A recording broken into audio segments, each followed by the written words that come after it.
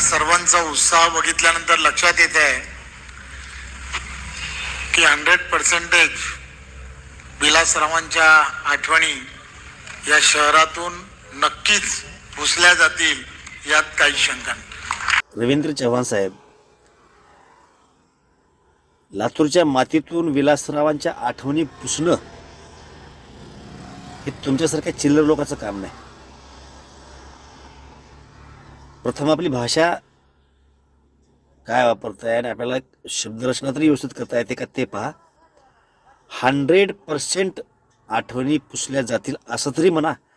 100% आपल्याला वाक्यरचना व्यवस्थित करता येत नाही ना. तुम्ही अशा व्यक्तीबद्दल बोलताय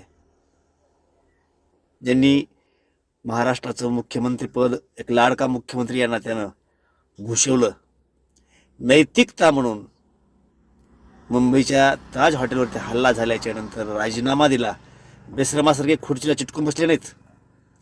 आणि आज लातूरमध्ये, लातूर शहरात, लातूर जिल्ह्यात जे काही वैभव पाहायला मिळतंय ते त्या व्यक्तीमुळे पाहायला मिळते.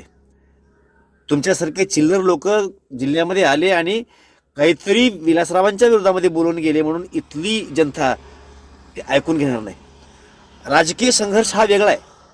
तुम्हाला सत्तेमध्ये यायचे अवश्य या. राजकारणाचा भाग म्हणून स्वतःच्या बाजू मांडून सांगायच्या, काही मतं मांडायचे अवश्य मांडा.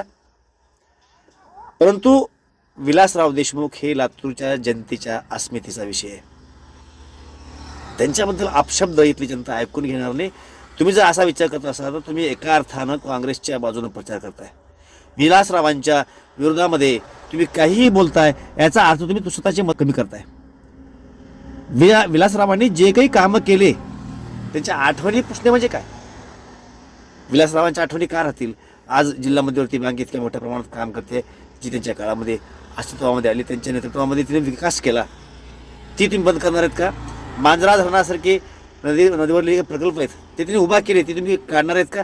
काँग्रेसनं हे मत मांडलेलं आहे. लातूर जिल्ह्यामध्ये रेल्वे आली, विमानतळ झालंय, अनेक विकास काम आहेत. 27 विभागीय कार्यालय तिने आणले इथं. हे सर्व तुम्ही हलणार का इथून? इतक्या महान नेत्याबद्दल आपल्याला भाजपचं प्रदेशाचे अध्यक्षपद दिलं म्हणून स्वतःला मोठं समजून तुम्ही जर विलासरावांच्या आठवणी पुसण्याचा प्रयत्न करणार असेल तर त्या पुसत नाहीत. त्या उगीच कुठं आदर बसलेल्या नाहीत, इथं हृदयामध्ये आहेत लातूरकरांच्या. भलेही तो भाजपचा मतदार असेल परंतु विलासरावांच्या प्रती त्याच्या मनामध्ये प्रेमच असणार आहे. ही एडेगबाळे कशाला पक्षाध्यक्षपदासाठी बसवत असलेल्या लोकांना, ज्यांना भाषा कशी वापरायची कळत नाही.